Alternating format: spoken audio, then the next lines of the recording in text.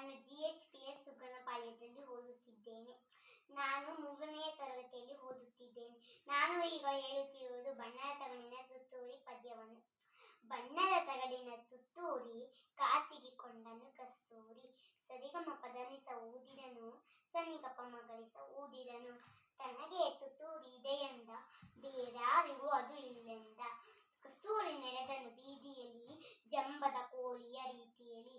ತುತ್ತೂರಿ ಊದಿತ ಕೊಳದ ಬಳಿ, ನಡೆದನು ಕಸ್ತೂರಿ ಸಂಜೆಯಲ್ಲಿ.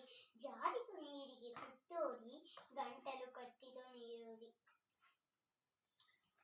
ಸರಿಗಮ ಪದನಿಸ ಊದಿದನು, ಗಗಗಗ ಸದ್ದನು ಮಾಡಿದನು.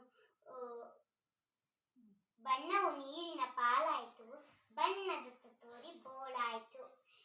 ಈ ಪದ್ಯವನ್ನು ಬರೆದವರು GP ರಾಜರತ್ನ.